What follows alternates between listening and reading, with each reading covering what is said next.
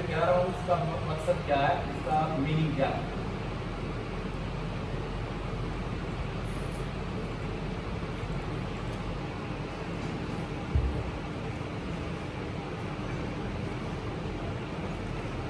ये 3 कंपनियों का डेटा मैं यहाँ से कॉपी किया होगा। आप इस तरह समझें कि ये मैं काम ही एक्सेल में कर रहा हूँ। हमें पहले अपना सारा डेटा एक्सेल के अंदर इस फॉर्म में लाना पड़ेगा, जिस फॉर्म में मैं आपको पेस्ट करने लगा हूँ। आपको एक एक्सेल में, जो एक्सेल में इसलिए लाया हूँ क्योंकि आप लोग ऑलरेडी एक्सेल पे काम करते रहते हैं, तो यहाँ पे आपको समझने में ज़्यादा आसानी होगी। तो देखें ये आईडी वेरिएबल, ठीक है, ये पहला आईडी, दूसरा आईडी, तीसरा आईडी, इसी तरीके से ये सारे कंपनियों के ये मैंने लिख दिए हूँ।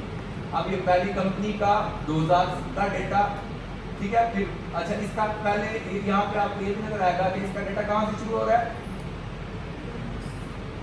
2014 का एक वेरिएबल है और उसके बाद 15 से सारे वेरिएबल शुरू हो रहे हैं, ठीक है। यहाँ से वहाँ पे तो डॉट शो हो रहा था, तो एक्सेल डॉट को नहीं कंसीडर करता, एक्सेल से ब्लैंक शो देता है। डॉट कर भी सकता है लेकिन उसकी रहना सेटिंग करनी पड़ती है। तो बहरहाल ये पहली कंपनी कहाँ पे खत्म हो रही है, ये 2023 पे ये पहली कंपनी खत्म होगी। अच्छा ये कौन कौन से वेरिएबल्स का डेटा है, यहाँ पे आप देख सकते हैं रिटर्न ऑन एसेट का डेटा और रिटर्न ऑन इक्विटी का डेटा और करंट रेशियो, ठीक है। तो ये 3 वेरिएबल्स का डेटा है। इसी तरीके से आपके जितने भी वेरिएबल्स होंगे आपने क्या कर लेना है इस सेटिंग में। इसमें करना कोई मुश्किल है, पहले आपने क्या करना है ईयर्स, पहले ईयर से स्टार्ट करना है और आखिरी ईयर तक।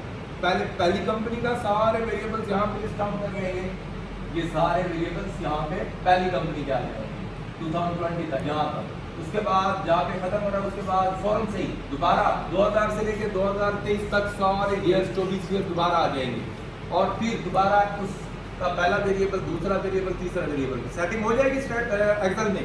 जब एक्सेल में सेटिंग हो जाती है तो फिर हमें स्टेटा में इंपोर्ट करना होता है। स्टेटा बहुत ही यूजर फ्रेंडली है, हम क्या कर सकते हैं, हम इसको बहुत ही आसानी से हमने जो डाटा एक्सेल में किया हुआ उसे कॉपी पेस्ट कर सकते हैं। जैसे हम एक एक्सेल की शीट से दूसरे एक्सेल शीट पे करते हैं, सिंपली तो हम उसको पेस्ट कॉपी पेस्ट कर सकते हैं। यहाँ पे क्या करना पड़ेगा, ये इसका एडिट मोड है, डेटा एडिटर। अब ये मैं नई फाइल बनाई है, मैंने पुरानी फाइल नहीं है, ये भी आपको समझाने के लिए मैं नई फाइल बना रहा हूँ। किसकी नई फाइल बना रहा हूँ मैं, स्टेटा की।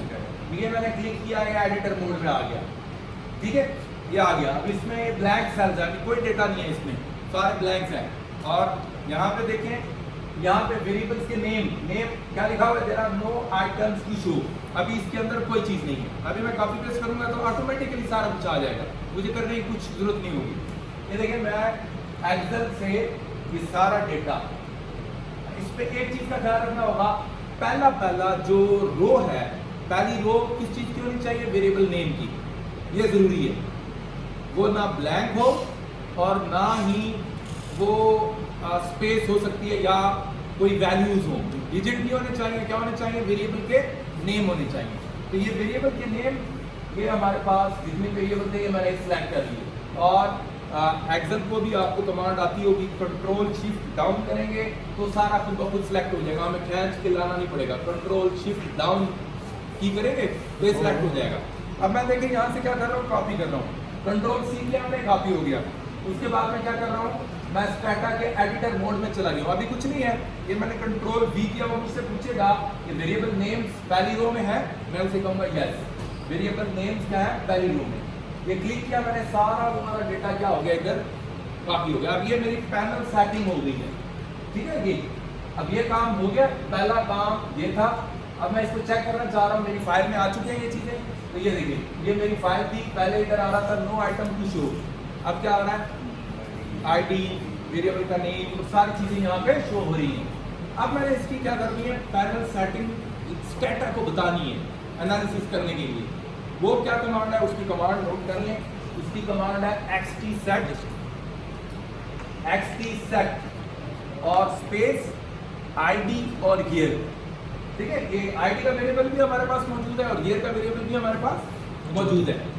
ये जब हम इस xtset आईडी ईयर, आईडी कुछ भी हो सकता है, आप अपना कोई वेरिएबल का नाम लिख लीजिए, जरूरी नहीं है। मैंने आईडी लिखा हुआ है क्योंकि ये है आईडी, और ईयर ये है ईयर्स, इसलिए आप कुछ भी इसको दे सकते हैं नाम।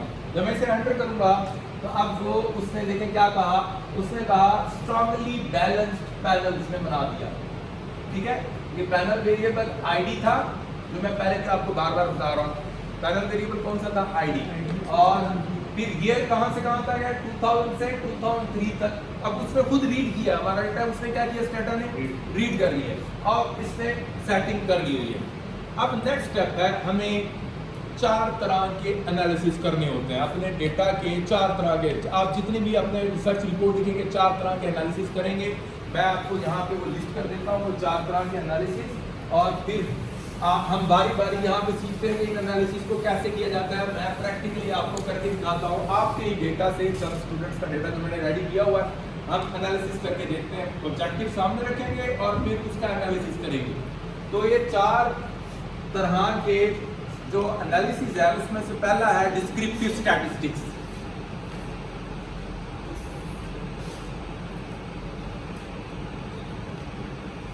डिस्क्रिप्टिव स्टैट्स, इसमें हमें थोड़ा सा अंदाजा लगाना पड़ता है कि जो हमारा